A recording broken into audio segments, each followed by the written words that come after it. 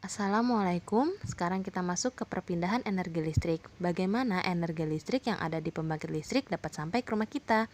Energi listrik dapat berpindah dari pembangkit listrik ke rumahmu karena adanya arus listrik yang melalui kabel listrik. Kabel-kabel yang terdapat pada tiang listrik tersebut berbahan logam sehingga dapat menghantarkan arus listrik. Nah, bahan-bahan yang dapat menghantarkan listrik disebut juga konduktor.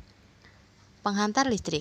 Coba kalian amati seutas kabel listrik berikut.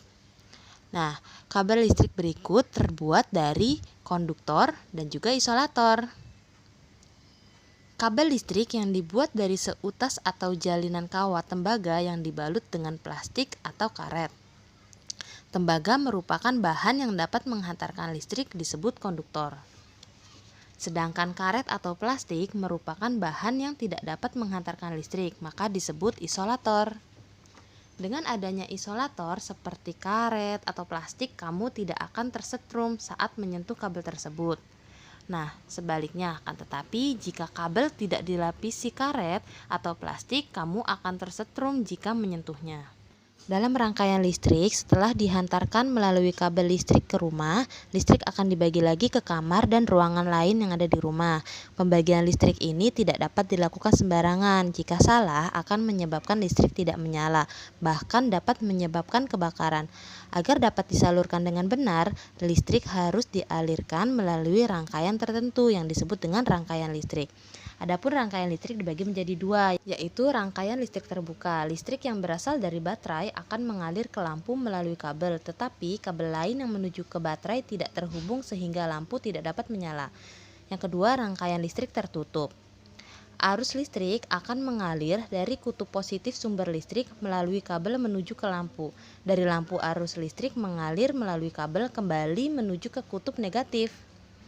Nah, untuk mengalirkan listrik melalui rangkaian listrik tertutup, terdapat 3 jenis rangkaian yang berbeda, yaitu yang pertama adalah rangkaian seri, susunan seri dengan lebih dari 2 lampu untuk gambar pertama.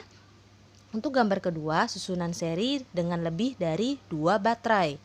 Gambar ketiga, susunan seri dengan lebih dari 2 baterai dan 2 lampu. Baterai pada senter tersusun secara seri. Semakin banyak baterai, nyala lampu akan semakin terang. Pada lampu yang disusun seri, jika salah satu lampu padam, maka lampu yang lain akan padam. Nah, itulah sebabnya rangkaian lampu yang dipasang di rumah tidak menggunakan rangkaian seri, tetapi menggunakan rangkaian paralel. Rangkaian paralel kita dapat lihat gambar berikut. Yang pertama, lebih dari 2 baterai.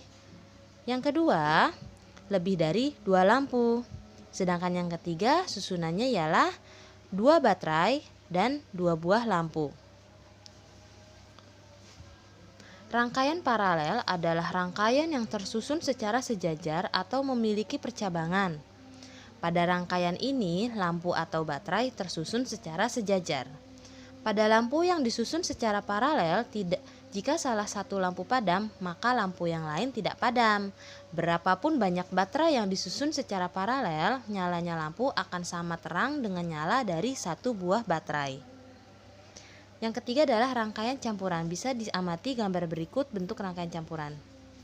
Nah, rangkaian campuran adalah rangkaian yang tersusun atas campuran rangkaian seri dan rangkaian paralel. Baterai dan lampu dapat tersusun atas beberapa lampu dan baterai yang tersusun secara seri atau paralel.